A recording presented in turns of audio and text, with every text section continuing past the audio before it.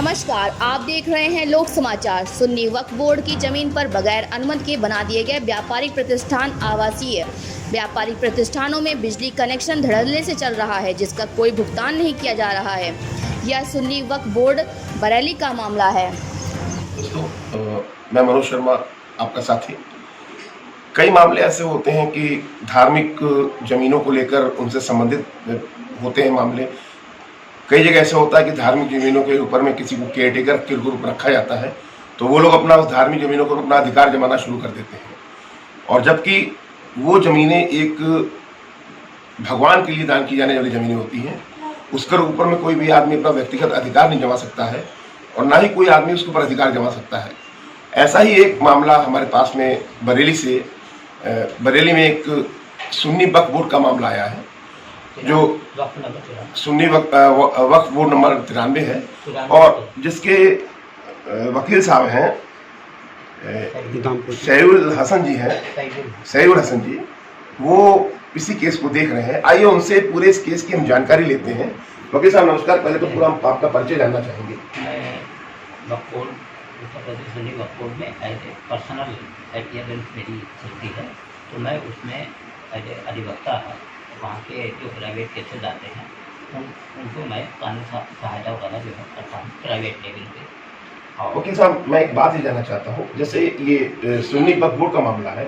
सुन्नी वक्फ board मतलब एक धार्मिक उपयोग में आने वाली जो आपकी प्रॉपर्टी होती है, तो इस प्रॉपर्टी पे कोई आदमी व्यक्तिगत रूप से तो अपना अधिकार जमा नहीं सकता है। नहीं, ऐसा है कि जो वक्फ से जो भी वक्फ होता है, वक्फ खुदा के लिए, ईश्वर के लिए होता है।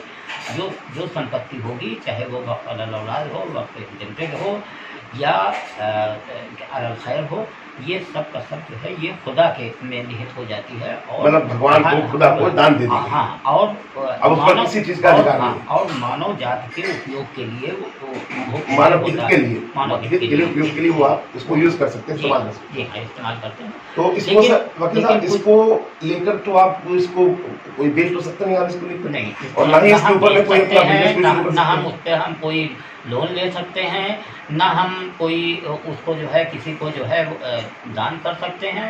बल्कि अगर कोई उस पर निर्माण भी कराना है, कोई उस पर हमको कोई कंस्ट्रक्शन कराना है, तो हमको सबसे पहले बोर्ड से परमिशन लेनी होती है। अब बोर्ड परमिशन कुछ कंडीशन के हिसाब से देता है वक्फ बोर्ड, लेकिन कुछ ऐसे हालात ऐसे हैं कि जो मुतवल्ली कुछ ऐसे बनाए जाते हैं, बन जाते हैं, जो उनकी मंशा होती है कि हम इसको अपने हित में इस्तेमाल करने लगें। जैसे वो हमें कोई टैक्स वगैरह है, वो टैक्स नहीं जमा करते हैं, वो उस पर लोन ले लेते हैं। जैसा कि वो शवाला जी जो है, मतलब इसके जैसे आप बता रहे थे, उस तरह से इसकी उत्तराधिकारी है। हाँ, उत्तराधिकारी हैं। हाँ। और साथ में वो बराबर की हिस्सेदार हैं। इनकी बहनें बराबर की सीट में है।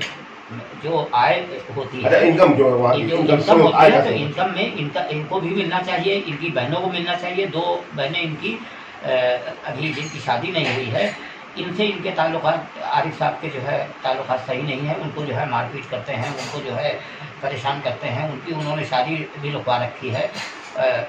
बहुत सी ऐसी चीज़ें इन्होंने रेगुलेटरी की है। यहाँ तक कि उनको जितना तो उन्होंने शुरू से इन बहनों को नहीं दिया है, बल्कि वो सिर्फ अपने वो जितनी आमदनी होती है उसको वो इस्तेमाल कर लेते हैं अपने हित में, यानी खा जाते हैं। उसमें रेस्टोरेंट बना रखा है, उसका इन्होंने कहीं से किसी बैंक से लोन लिया है, ऐसा सुनने में आया है। तो ये अगर है तो ये तो बहुत बड़ी बात है। और वक्फ बोर्ड ने इसीलिए इनको दफ़ा 64 की इनको हटाने की नोटिस इनको जारी की। इन्होंने कोई जवाब नहीं दिया है अब तक। वो भी समय निकल गया है। बताइए। ये जो मैंने जो तस्वीर दिखाई, ये ये तस्वीर जो है ये उस रेस्टोरेंट की है और ये इसमें बना हुआ है। हाँ, चल रहा है।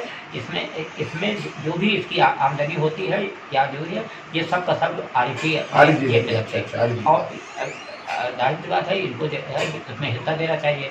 ये मालूम है कि इन्होंने जो बनवाया है उसमें किसी बैंक से इन्होंने लोन ले रखा है, तो इन्होंने कैसे बैंक से लोन लिया है, ये भी एक जांच का विषय है। क्योंकि वक्फ संपत्ति है, वक्फ संपत्ति अच्छा बिना जो भी ऐसा कंस्ट्रक्शन होता है तो उसमें परमिशन वक्फ बोर्ड की लेना ज़रूरी होती है।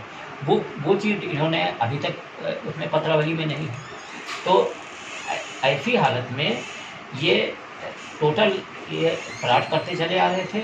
और ये जो मेरे पास जो पत्रावली आई उसको मैंने थारोली मैंने पढ़ा, और जहाँ जहाँ हो सका है यहाँ से क्या नाम है विकास प्राधिकरण बरेली को, सुन्नी वक्फ बोर्ड के चेयरमैन को, या अधिशासी अभियंता बरेली विद्युत विभाग को, सबको चिट्ठी लिख करके उनको जो है मतलब आपने सबको अवगत करा दिया है। अब आगे अब क्या कार्रवाई हो चुकी है अब तक की? अब तक इनको सेक्शन 64 जो जिसमें मुतवल्ली को रिमूवल करना होता है, उनको हटाने की प्रक्रिया होती है, वो अंतिम चरण में चल रही है। इनसे जवाब मांगा गया है। ऐसी ही खबरें पाने के लिए हमारे चैनल को लाइक करें, शेयर करें और सब्सक्राइब करना ना भूलें।